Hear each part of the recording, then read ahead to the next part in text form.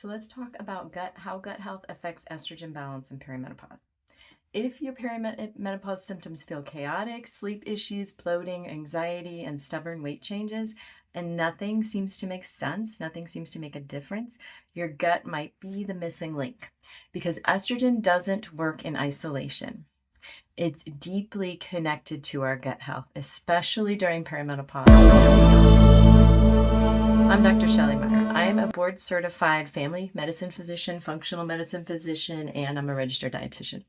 And I have a functional medicine practice, and in that practice, I help women understand, I do other things too, but I help women understand what's actually happening in their bodies during perimenopause and menopause. Is one of my major focuses in my practice. So today we're talking about, and I focus on gut health a lot, and today we're talking about how gut health affects estrogen balance and why gut issues often show up at the same time as hormone symptoms in our midlife, in our 40s, 50s, maybe even earlier. So let's talk about why this connection matters. During perimenopause, estrogen becomes unpredictable. I talk about estrogen dominance a lot. I talk about estrogen roller coasters a lot.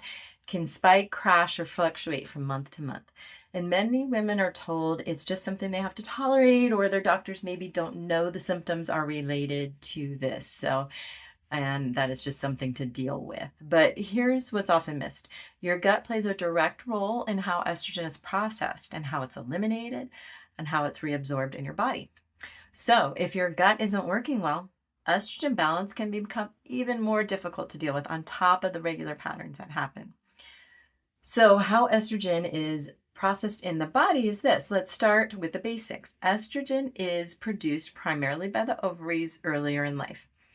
Increasingly, it's also produced later in life as we have more fat tissue. Often we make more estrogen too. And so that's when menopause approaches, we do have that issue. And once estrogen's done its job, it needs to be metabolized by the liver. It needs to be eliminated through the gut, through the stool, bowel movements. And that's where the gut becomes so important, is getting rid of that toxic kind of estrogen, that recirculating estrogen.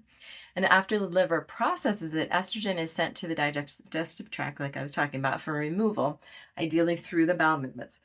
But what happens next depends entirely on your gut microbiome. And I talk about that a lot. A lot of videos on that. I'll put them in the description.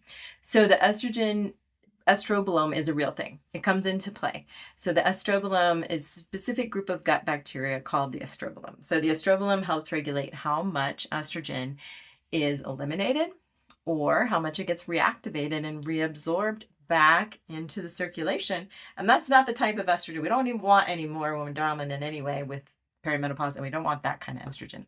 So it's when it's imbalanced, estrogen levels, or when it is in balance, estrogen levels are a little bit more stable. But when the health is compromised, estrogen can be reactivated too often and recirculated, leading to worsening estrogen dominant symptoms. I have videos on estrogen dominance if you want to check those out. So it's one of the reasons that it's something that can contribute to high estrogen even when your labs don't really look dramatically elevated. We don't consider the gut sometimes. So signs your gut may be affecting your estrogen. Some common signs of that would include bloating or gas, constipation or irregular stools, kind of like IBS symptoms, worsening PMS symptoms that are weird for you, like breast tenderness, heavier, unpredictable periods, but those are common in perimenopause. So if it's that and the gut stuff, I would look into your gut. Sleep disruption, that's common too. Increased weight gain, that feels inflammatory or puffy, that can be part of the gut and estrogen overlap. And so these aren't random symptoms or something to pay attention to. What about constipation and estrogen recycling? So one of the simplest but most overlooked connections is constipation when it comes to estrogen being high or high estrogen symptoms. If stool isn't moving regularly, then estrogen is sitting longer in the gut. Bacteria, like I said before, can then reactivate it, get recirculated, get reabsorbed. And this recycling can worsen those symptoms of bloating, breast tenderness, mood swings, sleep issues. To learn more about all that and about how estrogen and sleep relate or estrogen anxiety relate, you can dive into my last two videos or look at my channel. And regular bowel movements then are one of the most important hormone supportive habits. We don't think about that, but they're very important in perimenopause. And fiber and water play a key role in this, and I'll talk about those here in a little bit. Okay, so what about inflammation, leaky gut, and hormones. I have a lot of videos on leaky gut. Gut inflammation also plays a role. So when the gut lining is irritated or leaky, permeable, inflammatory signals increase. Hormone signaling becomes disrupted. Cortisol and insulin resistance can rise, and that you don't want. That disrupts your metabolism, your sleep, and all that. So that inflammatory environment then can worsen the estrogen symptoms, make the hormones fluctuate more, and it feels more intense. So how does perimenopause affect the gut? So this relationship can go both ways, from the gut to the estrogen, from the estrogen to the gut. Estrogen helps maintain our gut barrier integrity, keep a leaky gut away.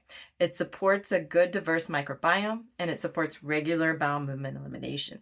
And as it fluctuates and declines, that gut motility can slow. We can feel more bloated, and that becomes more common. We can be more sensitive to our food.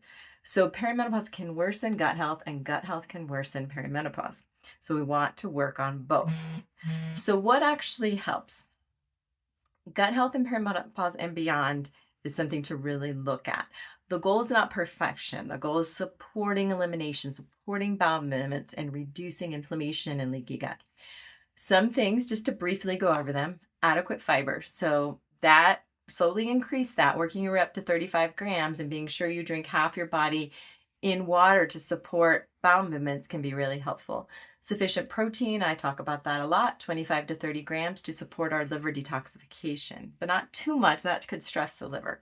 Hydration, daily movement, so aiming for 25 to 30 minutes of cardiovascular and strength training most days, and looking at your steps throughout the day. So trying to get up from your desk or wherever that keeps you sedentary and try to get about 10,000 steps a day. You can break that up.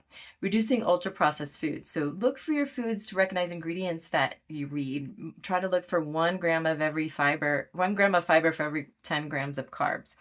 Even better if you eat foods without labels.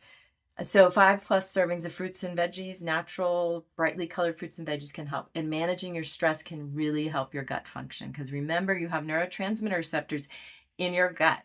So your mood and your stress levels are strongly linked to your gut. And targeted gut health support.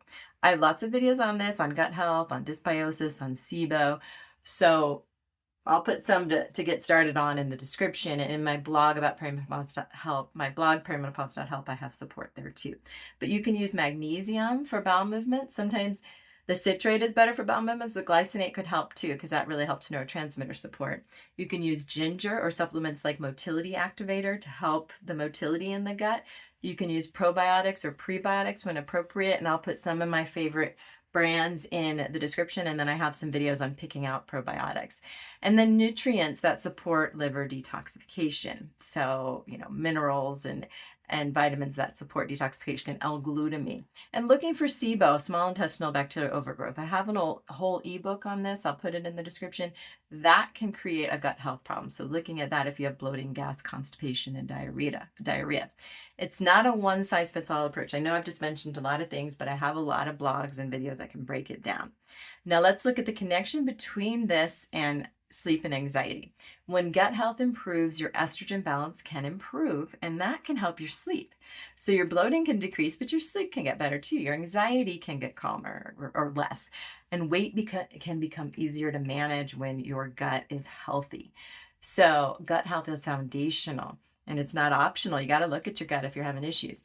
So if your hormone symptoms feel confusing, and they feel resistant to treatment, persistent, what you're doing is not working, don't ignore your gut. If you have any gut symptoms, start looking at your gut. Maybe look at your microbiome, talk to a doctor who works with gut health, because it's all related to your endocrine and hormone system. So in future videos, I'm going to talk about bloating versus estrogen and water weight gain, because that's always confusing, and how those symptoms evolve over time, because understanding the way the gut and the hormones interact is super helpful. If you found this helpful, please like, subscribe, and share it with a woman who may need to hear this. It helps the channel grow if you like, subscribe, and share. And if you're struggling with bloating or hormone symptoms, the next video will be helpful too. And then the videos that I put in the description should be helpful too.